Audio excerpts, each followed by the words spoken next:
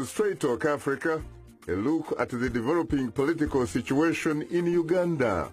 To what extent is the political playing field leveled in the democratically challenged East African country? That's coming up next right here on Straight Talk Africa.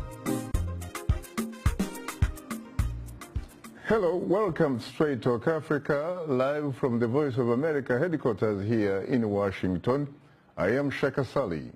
Today, it's a discussion on the current democratic challenges in Uganda.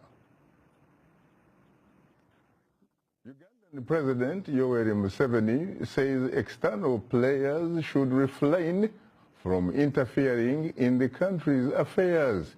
Days after Ugandan top musician turned lawmaker Bobi Wine called for international action against Uganda following his alleged torture by security forces.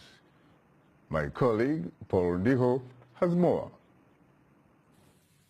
Uganda's President Yoweri Museveni on Sunday responded to Bobi Wine's allegations of torture and warned against foreign interference in the country's politics. It is important that external players refrain from interfering in the internal affairs of other countries.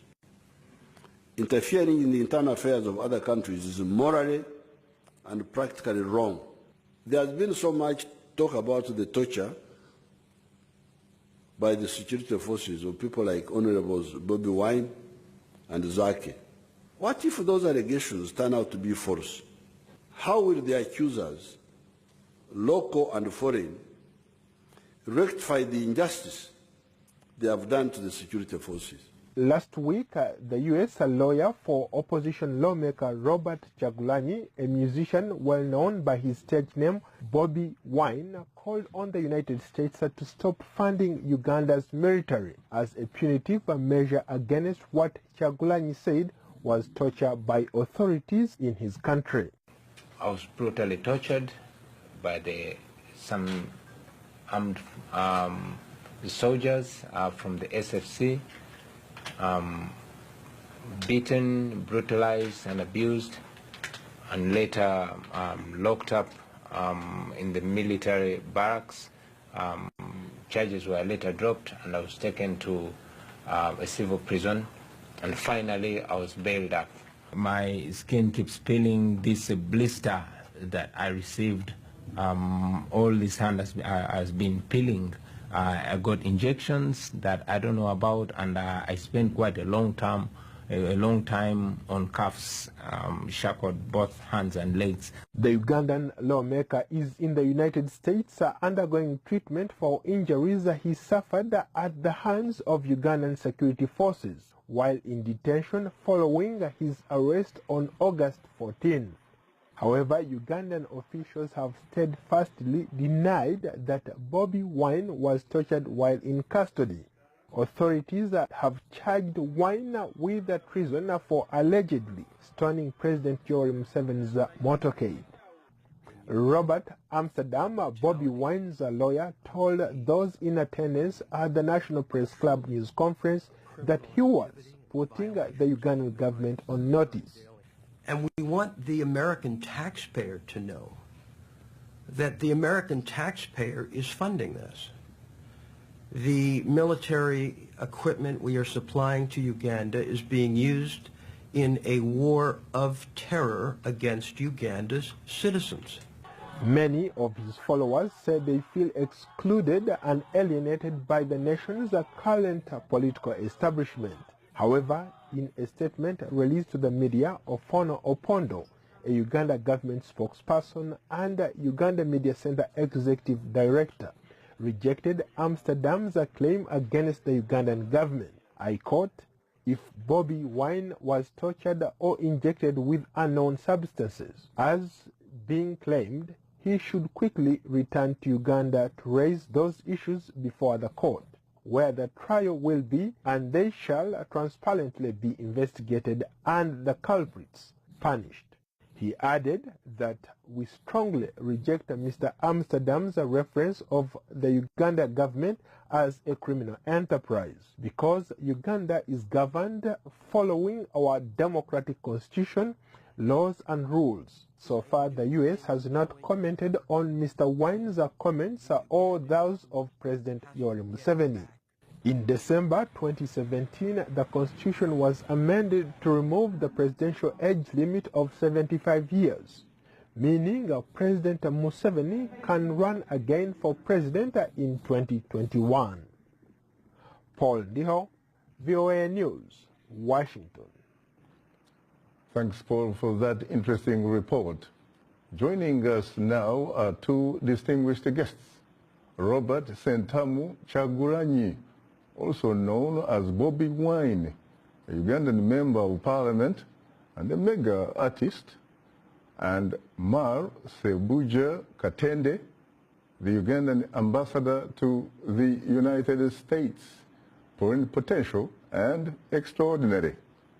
I have to say, gentlemen, that I'm profoundly honored and exceedingly humbled to have the opportunity to host you on Straight Talk Africa. It's a pleasure, Shaka, and I also salute you, fellow Ugandans back home and fellow citizens of the world across the globe. You're most welcome.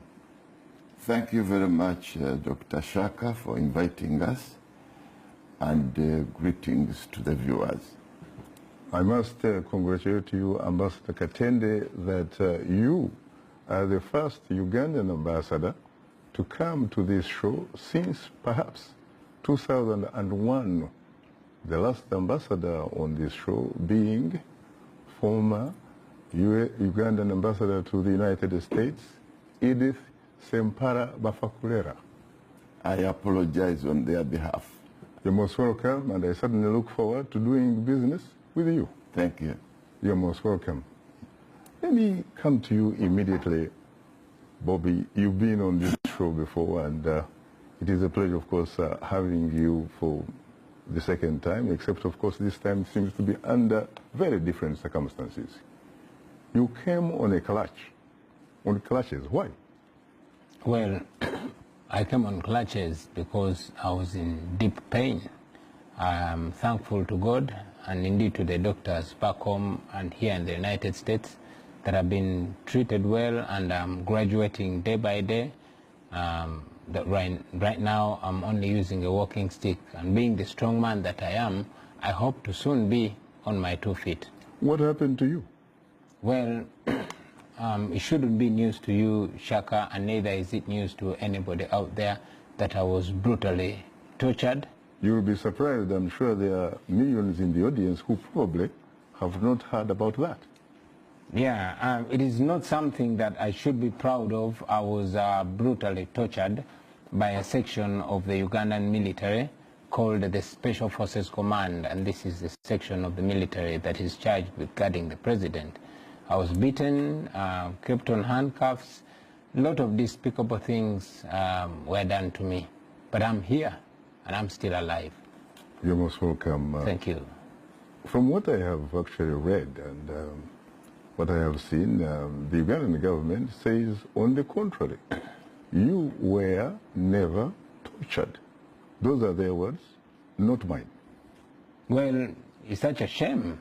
But again, it's not new for the Ugandan government to do something and disown it. I mean, I was not tortured alone. I was tortured, I was arrested brutally along with the Honorable Francis Zake, who is still in intensive care in India. I was tortured along with a lady called Asiro. By the time I left Uganda, she was still passing blood. I was tortured along a gentleman called Atiku Shaban, who sustained a permanently broken back, and 33 other people, including 4 members of parliament. The Human Rights Commission, the Uganda Human Rights Commission visited Machinde Barracks where I was being incarcerated, and indeed wrote a report about the condition that I was in when they found me. Bobi Wine, no journalist perhaps would be worth his salt, frankly, if he didn't ask you the question, why? That is a question that probably should have gone to the government of Uganda. We have the Ugandan ambassador here. He will Why would a Ugandan be brutally arrested? Why would a Ugandan be tortured? Why would a Ugandan citizen be framed with possession of guns only later for the claims to be dropped by the government? I also still wonder why, now that we are with the ambassador of Uganda, maybe he will explain to us why so many Ugandans are being tortured, are wrongfully arrested, and indeed killed. Maybe he's in a better position to answer why. My brother, Ambassador Katende, I know that you were not in Uganda. You were here with me, but you obviously represent the government of Uganda. Exactly. How do you respond to this? Thank you very much, Dr. Shaka. And, without a clinic, of course, because you might mislead the patients to come to me. Yeah, I am glad to be here with the Honorable here. Actually, as ambassador, I took the responsibility to look him up because I saw him coming on crutches. I even went to the hospital to check whether, because as ambassador, I'm responsible for the welfare of all people who visit the U.S. and those who reside in it. But I was told that he had been examined and discharged. So I said, well, it means he's okay. But of course, since then, I saw him with 2 crutches. He's now with this walking stick, meaning that things are improving, as he says. My only problem has been the purpose of his mission. And I take it that it is double. Is he on medical, but also for political activities, but before which you, is you not go, a crime. Before you go any further, Mr. Ambassador, yes. Do you have any doubt whatsoever that you are probably looking at somebody who may in fact have been tortured? Okay, let me first state this, Dr. Sally. First, there has been a lot of information circulating on the media that there is a lot of crisis in Uganda. I want to assure all our viewers that there is no crisis in Uganda. The country is stable, and only what we are experiencing are isolated acts of criminality, like what happened after the elections in Arua.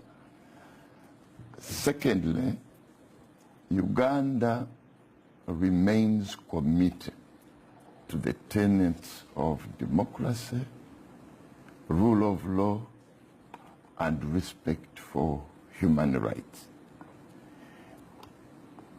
On the issues which the Honorable here has alluded to, they are before the court, and the court will pronounce itself on them. And here we are guided by the rule of sub judice. But let me say this. Uganda does not condone torture. And whatever issues the Honorable has and any others of his association, any issues they have will be pronounced on in court. Uganda has functioning institutions, and I'm sure the Honorable will agree with me that he's benefiting from some of them. He's now here on bail, and he will continue to observe the due process. On the alleged torture, as a principle, the torture was one of the very reasons the government in Uganda came into being, because of past activities by the governments of the day. Secondly, Uganda is a signatory to the United Nations Convention Against Torture. In fact, it is the NRM government that ratified this charter in 1987. Thirdly, we have a Uganda Human Rights Commission. The chairman of the Human Rights Commission visited the Honorable, and he will produce a report. The commission is an independent institution. It is not influenced by government, and we will look forward to its report. Unfortunately, Mr. Ambassador, time happens not to be our best ally. Yes, yes. But otherwise, I was going to tell you that UPDF Board of Survey has instituted an inquiry. The Uganda Police Force has also instituted an inquiry. Any security forces that might have committed commissions will face the consequences. We'll give you an opportunity later to talk a little bit more about that. Before pausing for a short break, we want to remind you that Straight Talk Africa is now streaming live on Facebook. To watch our show, just enter the keyword Straight Talk Africa, and don't forget to share it with your friends. We are on Twitter. Follow us at VOA Shaka. That's VOA Shaka, and join in on today's discussion with your questions and comments. Don't forget to use the hashtag VOA Bobi Wine, and we'll air some of your segments later in the show. We'll be right back with you, so please don't go away.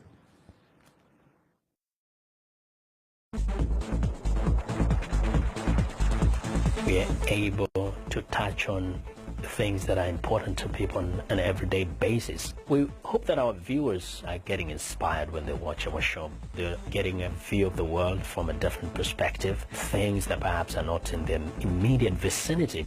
Today, I could put in on the show something that is a little different, a little unique, and this gives me that, inspiration to come to work.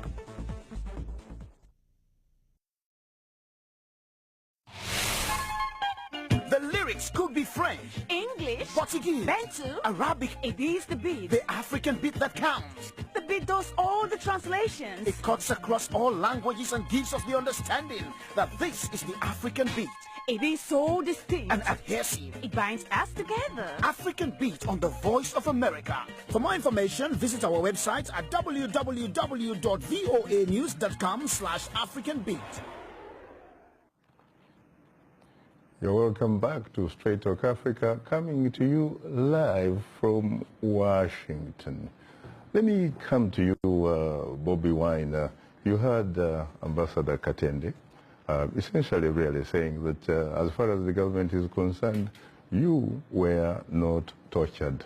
I have also, in fact, read that one colleague of yours in the artistic world called Bebe Cool, Moses Sali, son of veteran politician Vidandi Sali, has actually said, for the record, that whatever wounds or symptoms that you allege on you are fake. Now, I've done my homework a bit, and I was reading about torture. Listen to the definition of this. The action or practice of inflicting severe pain on someone as a punishment or to force them to do or say something or for the pleasure of the person inflicting the pain. It can also, in terms of synonym, it can also be referred to as abuse, maltreatment, persecution, or sadism. And according to the Oxford Dictionary, which is very accessible to a lot of Ugandans who went to school and the Commonwealth, it says, which is probably more accessible, of course, to Ugandans than the Commonwealth. It says torture is defined as the action or practice of inflicting severe pain on someone as a punishment or in order to force them to do or say something. Is that something that actually happened to you? Well, first of all, I will not address anybody else who I'm not next to. But I'm so glad the ambassador is here with me. You see, I hold Ambassador Mulkatende in very high regard. I've read about him. I've seen him since I was growing up, and I think he's a very intelligent person. However, like Norbert Mao once noted, that if you're paid to be a fool, then your intelligence ceases to matter. I'm not saying our ambassador is paid to be a fool. He could probably be paid to lie, or to be ignorant, or maybe to be blind. I'd like to bring this to his attention. I live in Uganda. I've grown up in Uganda, in ordinary Uganda. So for him to be on this platform and say that Uganda is not in a crisis, Uganda is at peace, is really disappointing. I mean, it is misrepresenting the Ugandans, because Uganda is not just a piece of land or trees or lakes. Uganda is the people of Uganda. In a Uganda where one cannot even drive a car with the window screens down because of fear of being attacked by miserable, desperate young people, that is not a Uganda which is not at crisis. But however, coming back to the torture, Mr. Ambassador, you are next to me, and I'm sure right now you can see my skin still peeling off out of the beatings. I'm sure you can look at my nose and see the broken bone. I'm sure you can look at my eye and see the scars. So this is not hypothetical talk. This is realistic things. I will understand the ambassador, because maybe he lives in the comfort of Washington. So it is okay for him to get communications from high-profile people in Uganda, especially those that hope to paint a rosy picture about our country. But I'm here to speak for the millions upon millions of Ugandans, especially the young people of Uganda, who consist over 85%, and I'm here to represent their reality. Now, he said, yeah, there are just, limited cases of criminality here and there. I would like to assert that you are right in that area. However, the criminality is not being perpetuated by the ordinary citizens. It is actually carried out by the armed forces. I'm sure you've been watching on the screens. You've seen the military, police, and the soldiers and the police itself brutalizing innocent citizens. I mean, if that's not criminality, I wonder what it is. You said court will pronounce itself about a few things. It has pronounced itself. I was brutally arrested from my hotel room, and the first claim that the government brought was that they found 2 machine guns in my room and rounds of ammunition. 10 days later, after torturing me, after mistreating me in military incarceration, which was illegal, I must say, the government, out of the blue, dropped the charges. And was it yesterday when I heard that the guns have gone missing? So I don't know what the ambassador has to say about that. Uganda does not condone torture. Yes, because Uganda is Ugandans, according to me. However, it's in the same Uganda that I would like to tell you that many people have been publicly tortured. Shaka, we are talking about torture today. Maybe the world has rose up to, has risen its voice now, because maybe a celebrity was tortured. I'm humbled to see that my case has attracted world appeal. But I want you to know that the Muslim clerics, we've seen them, and the ambassadors seen them coming to court with bans. You've seen many people who have been, whose manhoods have been crushed. You have seen the mayor of Kamwenge who was beaten and his hands, he was even rotting. All that is torture. And if it's not torture, I wonder what you call it. Oh yes, Uganda, you said Uganda has functioning institutions. But I wonder what kind of institutions you are talking about. In Uganda, power resides within the presidency.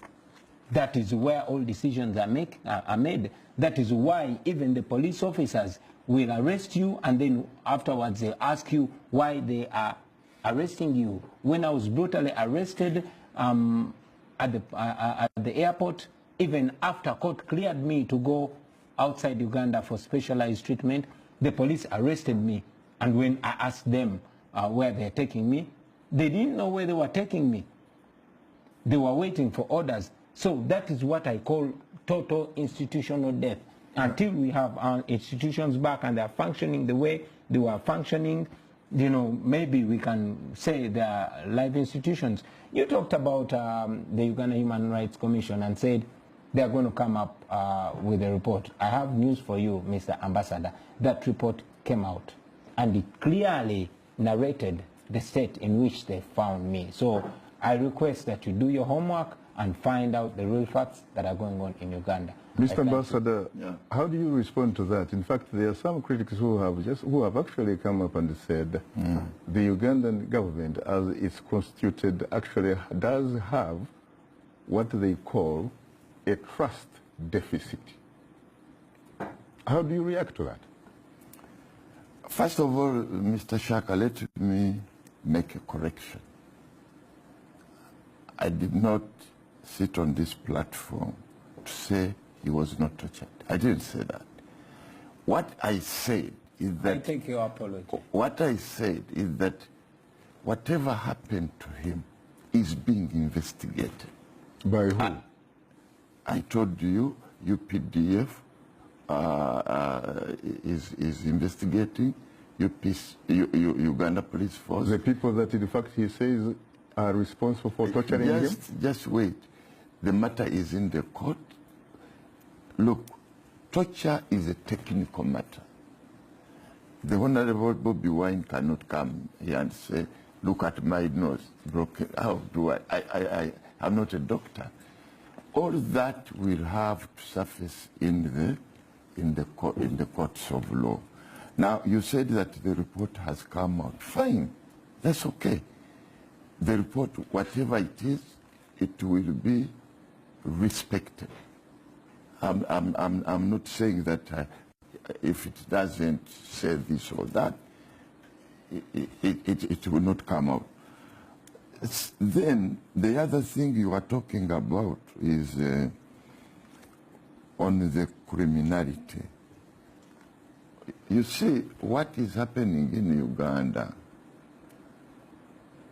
is the opposition politicians, those who have another view, those who have failed to convince Ugandans to give them enough votes to go into government, they think that the best option is to cause instability and emerge from that instability. That is the problem. But I want to assure you that the government is fully in control, and anybody who disturbs the peace, the law is there. And we must have trust in our institutions. Honorable Kyagulanyi, you are here because court said you are given bail.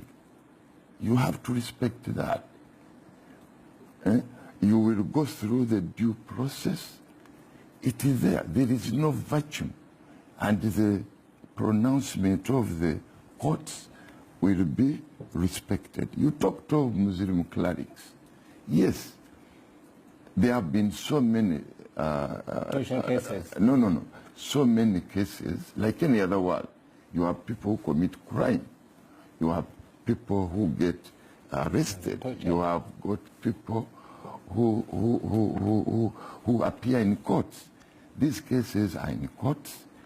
Many of the investigations are going on, and the assurance is that the institutions are doing their job. There are challenges, yes. You have these criminal activities continuing, but something is being done about them. They are not condoned by government, and I assure you they will be tamed. There is a time in 1987 when the country was rocked with grenades. A lot of grenades were killing people in the cities. And people thought that that was the end of Uganda. But government was able to nab those criminals, and that issue was resolved. This too is a bubble. It will go. The most important thing is the people of Uganda have the voice. The Honorable Kyagulanyi says he talks on behalf of Ugandans. That has to be demonstrated. The people you talk on behalf of are people of Kyadondo East, because there is evidence they elected you. So is President Museveni. Over 60% elected him. He can. Are you sure? Yes, of course. That's why you are here. Otherwise, you would have resigned from Parliament if you did not respect the democratic experiment we have. Mr. Ambassador, unfortunately, there is no democracy in Studio 47. If the producer tells me to go, I have to go. You are tuned into Straight Talk Africa. We'll have more of a conversation in a moment. So please don't go away, because we'll be right back with you.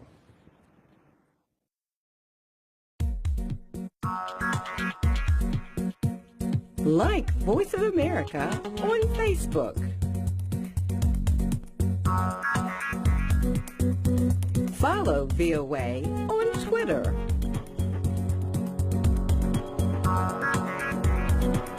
Join VOA on our YouTube channel. Like, follow, join VOA. Today's youth are not just the next generation of African leaders, they are today's leaders. And this is the time to invest in them. Today, not tomorrow. So let's connect. Let's engage with each other on issues that will transform our societies. Innovation, leadership, entrepreneurship, things that you're doing to move the continent forward, to make you the greatest generation that Africa has known. It's Upfront every Wednesday, 17:30 UTC, right here on the Voice of America. A reminder that we appreciate all of the audience feedback. Straight Talk Africa streams live every Wednesday on Facebook, and to watch us live on your mobile device, just download the VOA mobile app. Now let's look at what's on tap for next week's program.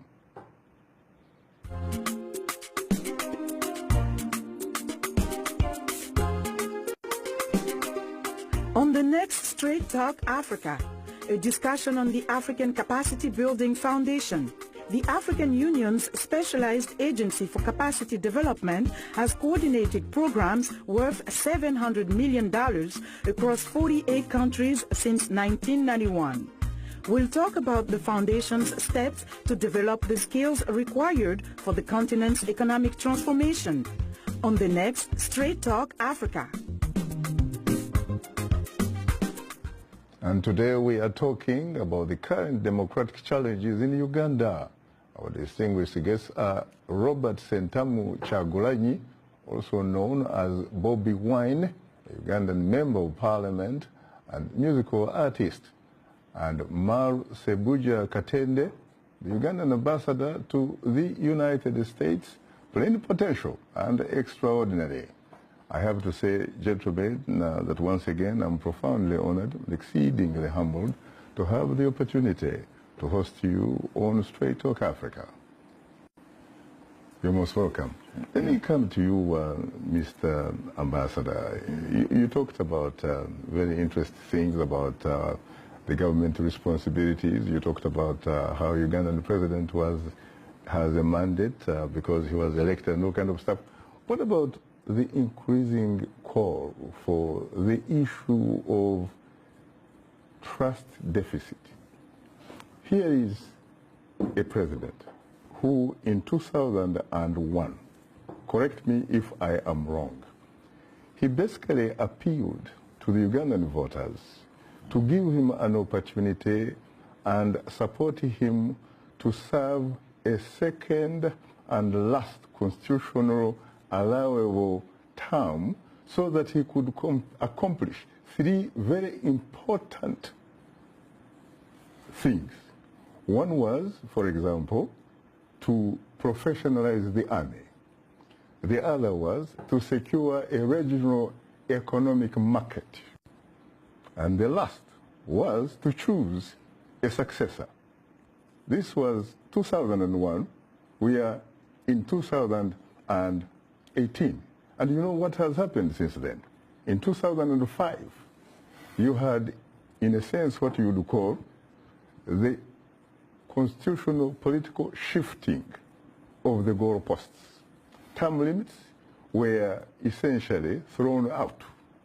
Last year, if I remember correctly, the age cap on the Constitution was removed, in effect, leaving an individual to establish a presidential monarch.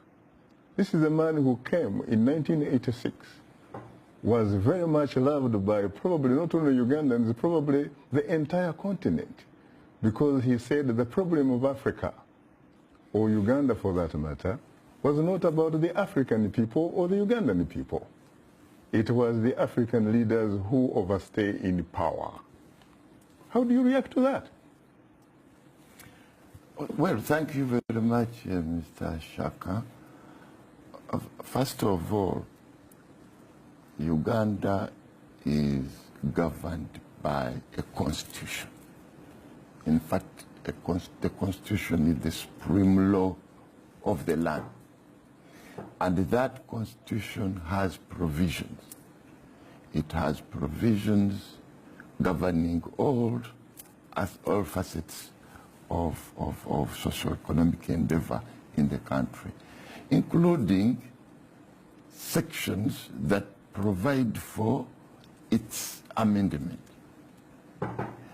Now, the referendum, the change of term limits was subjected to the people of Uganda.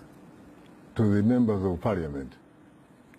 The members of parliament are representatives of the people of Uganda, but who received, each of those people who you are talking about who voted for the change of term limits, yes, we received each of them, from what I saw, about $3,000.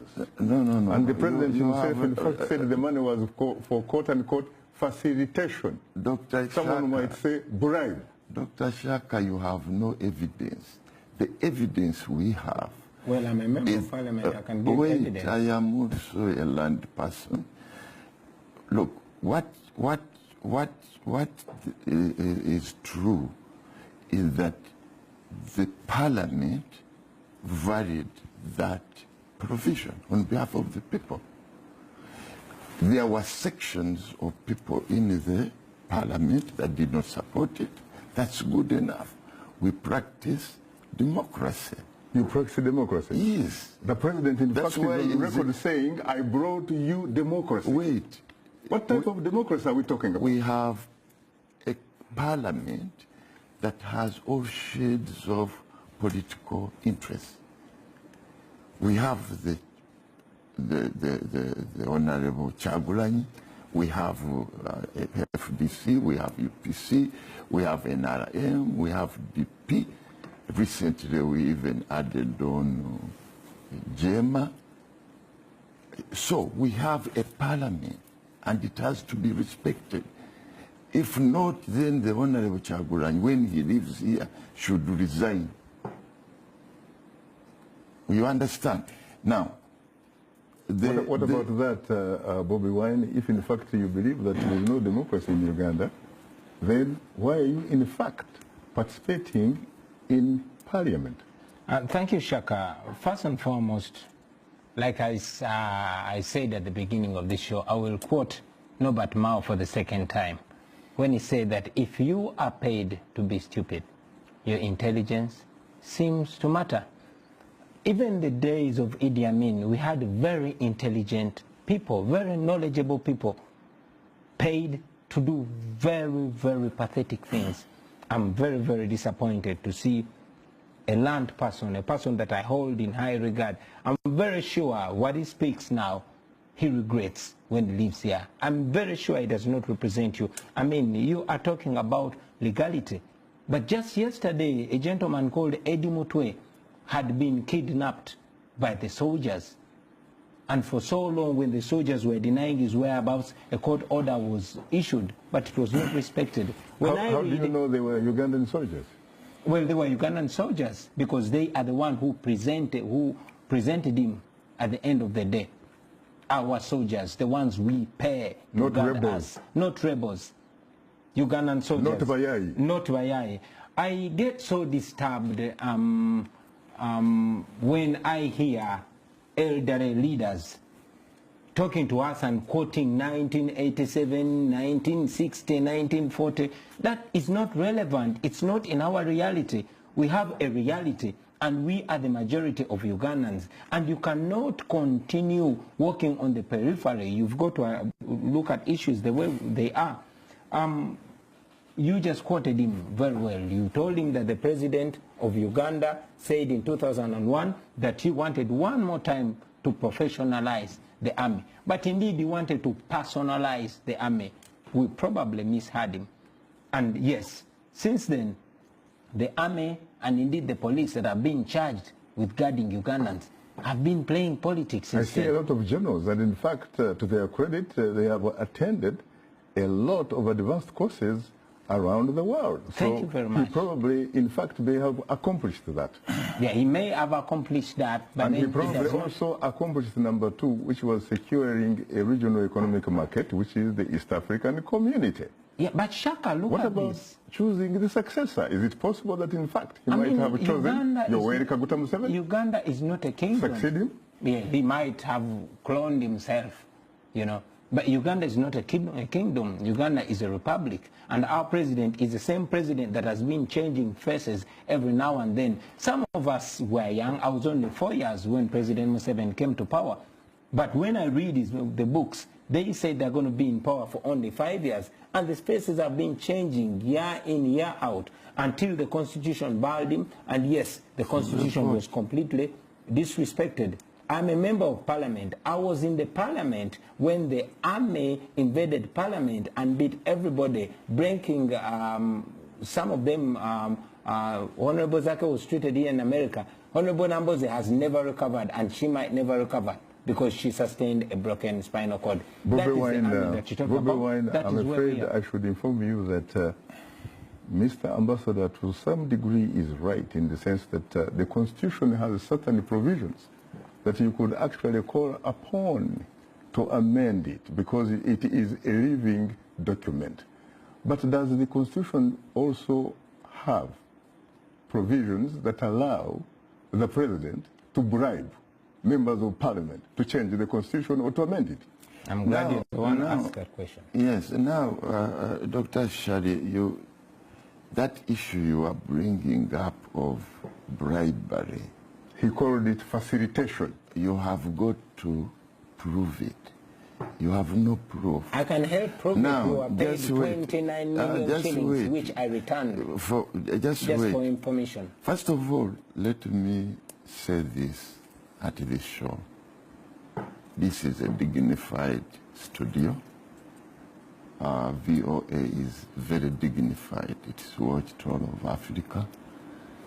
And I think it is not proper for the Honorable to come and insinuate and say, I'm stupid, I'm paid to be stupid. That cannot be. Secondly, I think that you probably owe the ambassador an apology.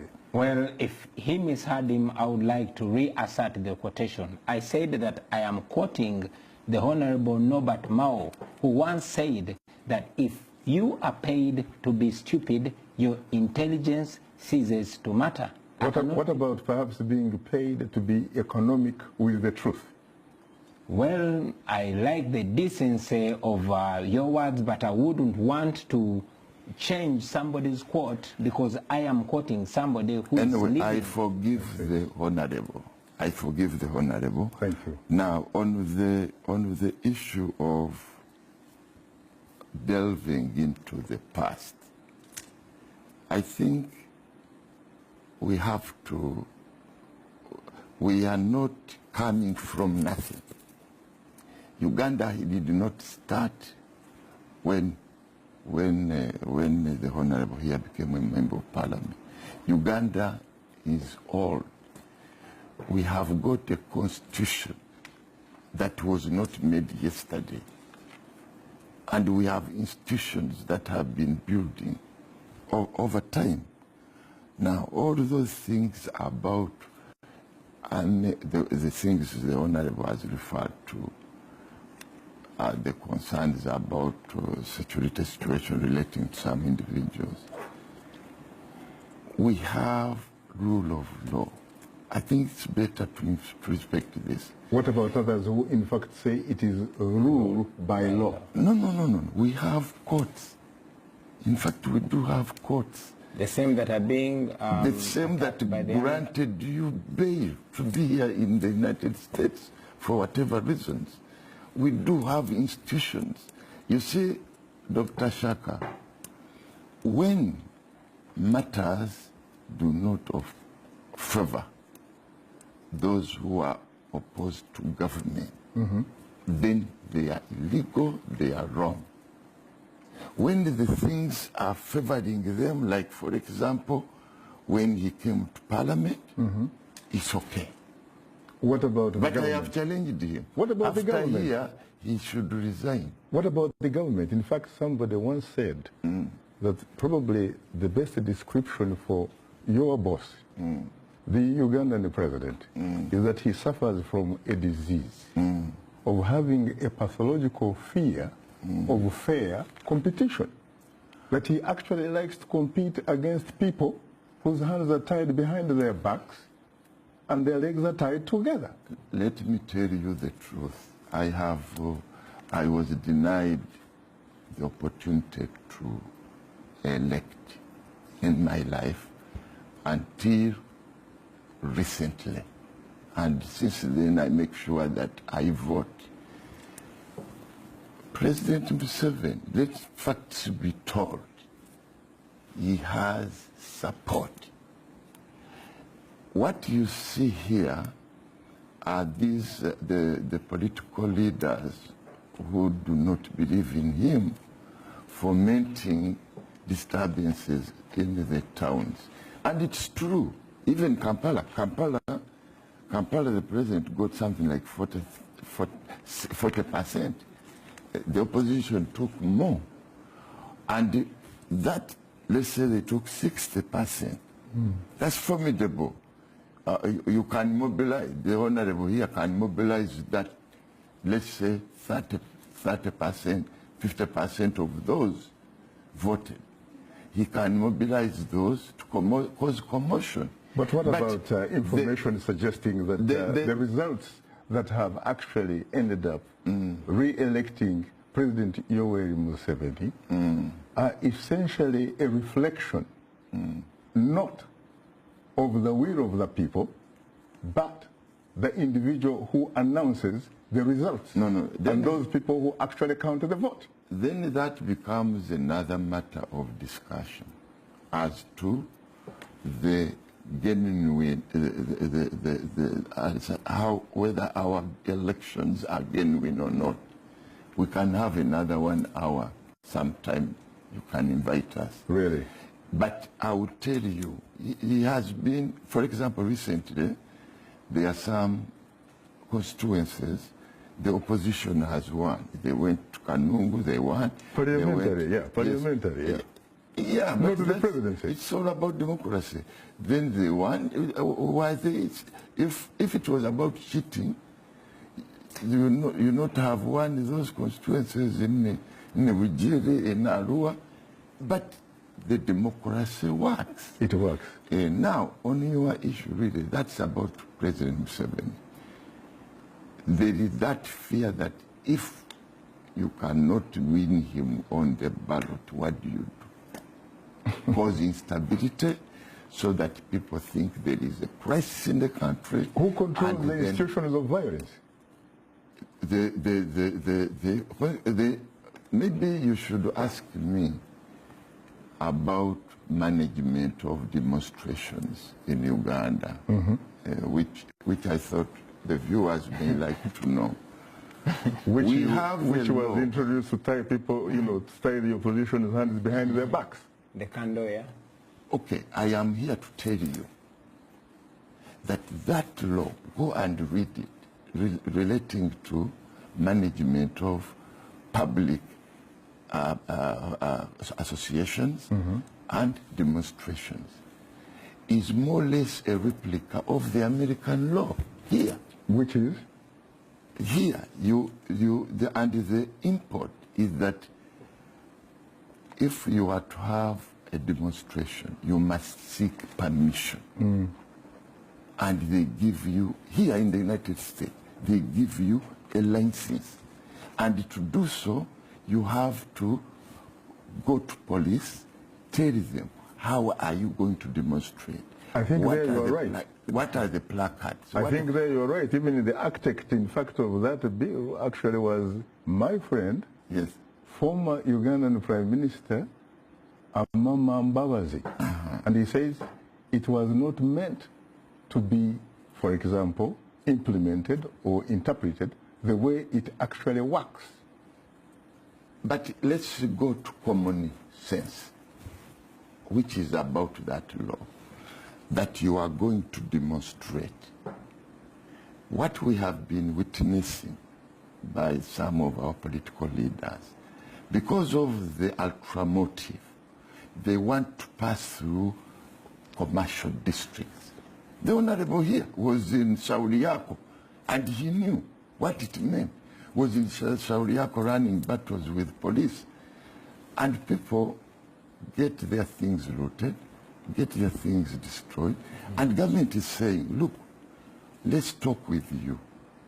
You tell us how are you going to do your processions, and it is managed properly. Mr. Ambassador, there is a saying that the greatest friend of the truth is time. Her greatest enemy is ignorance and all prejudice, while her constant companion is humility. Bobi Wine. Yes, please. What makes you tick? What do you stand for? We're talking about President Museveni and Uganda. What about you? What is your vision for Uganda, really? Well, unfortunately, I've not gotten an opportunity to respond to what the ambassador is saying, but in the interest of time, I'll go straight to your question. I'm here, first and foremost, not to speak only for the opposition, but for the people of Uganda. For your information, Mr. Ambassador, I'm not representing any particular party. I'm representing the people of Uganda, especially my generation. The generation you clearly do not understand. The generation you are clearly very disconnected with. The same people that suffer from the outcomes of your pathetic decisions that you make. You said we are opposition who are there to cause chaos. I'll remind you that for all chaotic incidences that have happened, they only happen when the president comes. We were in Bujiri peacefully campaigning until the president showed up, and that's when they started beating people and arresting everybody. We were campaigning peacefully in Arua until President Museveni showed up. And indeed, we did not meet him. Many of us were attacked in our own hotels. So you realize that he only shows up, and that's when trouble begins. You talked about public order management. But I will remind you that in Uganda, a murder case can happen, and it will take hours before the police shows up. Firefighters take hours before they show up. But if there is a gathering that is meant for people, even if it's young people, to discuss the future of their country. The police and the military is going to show up in 2 minutes. It's evident. Yesterday in Kamocha, young people were discussing the future of their country, and the military, police showed up and started beating them. That is the Uganda that we are living in. Unfortunately, I will not quote Norbert Mao for him again. He doesn't seem to like the quotations, but those are my words. So, I mean, those are not my words. So is there really any space in which you can operate? Because I was talking to a very senior government official. Yeah. And I was asking him about how come you only have one president since 1986? That's the same question. And you know what he said? No. He said, Shaka, to be very honest with you off the record, in Uganda you cannot attempt to develop an appetite for the highest office in the land. We are told that it's dangerous. It's 80% of Ugandans that have never seen another president. Is it because I personally was only 4 years when he came to power. Is it because his supporters argue that he is a uniquely gifted individual, to the extent, in fact, that he may probably be a political God's gift for Uganda? Well, that's what the own hungers of every dictator say until he falls. Mobutu had such people. Mugabe had such people. Idi Amin, Gaddafi, they all had intelligent professors and doctors. Bokassa and all they had intelligent people spread in the beautiful cities. Thank you very much. They all were praising him until the last day. So it does not surprise me to see a very educated, a very knowledgeable ambassador here promoting what is wrong. Anyway, to come back to your question about what I stand for freedom. If some of us, especially, I'm sorry, but I speak so much for my generation. If we were born in a country that has no constitution, it would be okay. But we read in the first article of our constitution and says power belongs to the people. Some people are calling you a Muhoozi foreign project. I don't work for anybody. I work for Uganda. I was born in the ghetto. I was raised in the ghetto. And God helped me through the support of my people that I'm sitting in the studios of Voice of America today. So it is that voice that I will raise without fear or favor, no matter who it hurts. Would that mean perhaps that the Muhoozi project is legitimate as far as Uganda is concerned? Our aspirations are far bigger than Muhoozi. Our aspirations are far bigger than the lucky few. We are the unlucky few. The girls that I grew up with die every day giving birth. The boys that I grew up with are incarcerated in jails, spending 4 or 5 years without seeing a judge. They go a day without a decent meal. These are the people that are unemployed. Those are the people that are represented. Unfortunately, time happens not to be our best ally. But on that note, we thank our distinguished guests, Robert Sentamu Kyagulanyi, also known as Bobi Wine, and Ambassador Mal Sebuja Katende, Plenipotentiary Extraordinary. Thanks to our affiliate stations, along with our viewers and listeners, for many of our Voice of America radio affiliates, Learning English is coming up next. And tomorrow morning is Daybreak Africa with James Pate. On behalf of the Voice of America, thanks for tuning into Straight Talk Africa. In the meantime, get better, not bitter, Uganda. And please remember to keep the African hopes alive.